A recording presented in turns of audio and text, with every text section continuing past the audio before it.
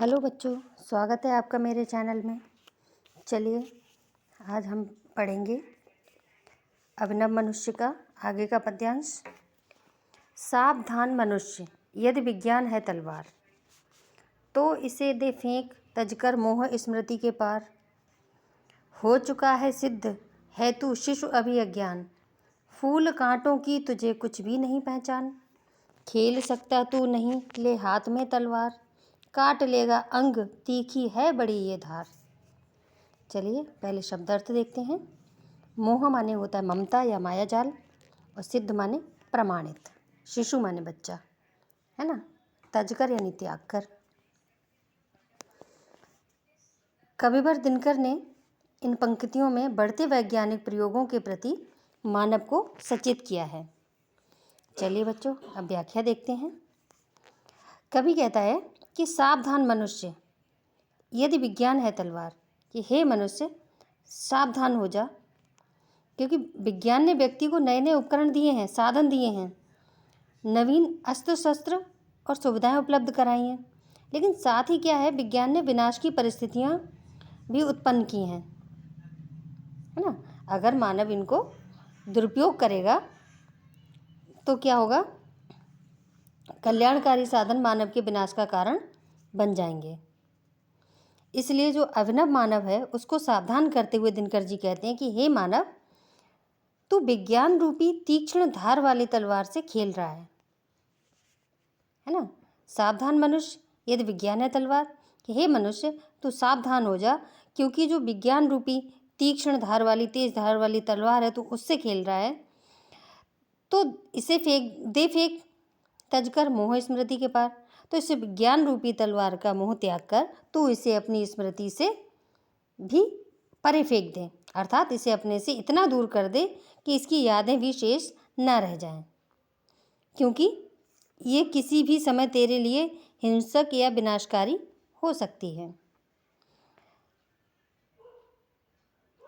हो चुका है सिद्ध, तू है शिशु अभी अज्ञान, फूल कांटों की तुझे कुछ भी नहीं पहचान। दिनकर जी आगे कहते हैं कि हे मानव, तेरी क्रियाओं और विज्ञान के उपयोग की पद्धति देखकर ये स्पष्ट हो चुका है कि तू इसके समक्ष अभी भी अबोध शिशु की भांति है, अबोध बालक की भांति है। तू फूल और कांटों के मध्य अंतर करना भी नहीं जानता है ना। खेल सकता तू नहीं, ले हाथ में तलवार, काट लेगा अंग तीखी है बड़ी ये धार। यानी कांटों को फूल समझकर उनकी ओर आकर्षित हो रहा है, लेकिन ये जो विज्ञान रूपी तलवार है ये कैसी है, बहुत पैनी है, बहुत तेज है। अज्ञानी होने के कारण तू क्या करेगा, इस विज्ञान की तलवार को हाथ में लेकर खेलने में सक्षम नहीं है ना। खेल सकता नहीं तू, ले हाथ में तलवार, तू अभी इसको खेलने में सक्षम नहीं है। काट लेगा अंग तीखी है बड़ी ये धार, तेरी तनिक सी असावधानी भी, उससे क्या होगा, तेरी तनिक सी जो असावधानी, जरा सी भी असावधानी रहेगी तो इससे तेरे अंग कट जाएंगे, है ना। दिनकर जी कहना चाहते हैं कि जो विज्ञान रूपी तलवार है इसको हाथ में लेकर खेलने में सक्षम अभी तू नहीं है, और तेरी जरा सी भूल या असावधानी तेरे अंगों को काट सकते हैं। चलिए बच्चों व्याख्या एक बार फिर से देखते हैं। दिनकर जी कहते हैं कि विज्ञान ने व्यक्ति को नए नए उपकरण दिए हैं, साधन दिए हैं, नवीन अस्त्र शस्त्र तथा सुविधाएं उपलब्ध कराई हैं। साथ ही विज्ञान ने विनाश की परिस्थितियां भी उत्पन्न की हैं।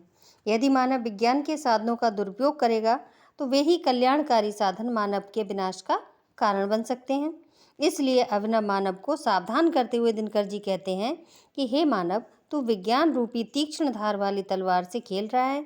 इस विज्ञान रूपी तलवार का मोह त्याग कर तू इसे अपनी स्मृति से दूर फेंक दे, अर्थात इसे अपने से इतना दूर कर दे कि इसकी याद भी शेष ना रह जाए, क्योंकि किसी भी समय ये तेरे लिए हिंसक या विनाशकारी हो सकती है।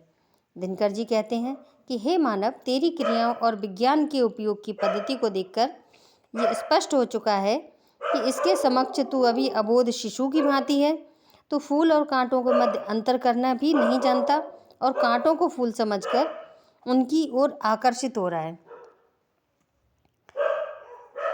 इस विज्ञान रूपी तलवार की धार बहुत पहनी है।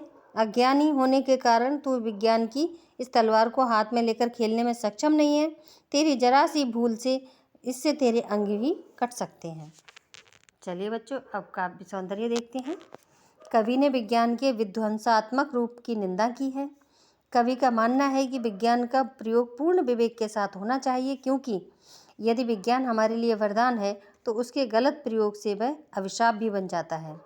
भाषा साहित्यिक खड़ी बोली है, शैली प्रतीकात्मक, अलंकार रूपक, शब्द शक्ति लक्षणा और व्यंजना गुण ओज है। आशा करती हूँ बच्चों आपको पद्यांश अच्छा लगा होगा, समझ में भी आया होगा। तो प्लीज़ हमारे चैनल को ज़्यादा से ज़्यादा सब्सक्राइब करें, लाइक करें एंड शेयर करें।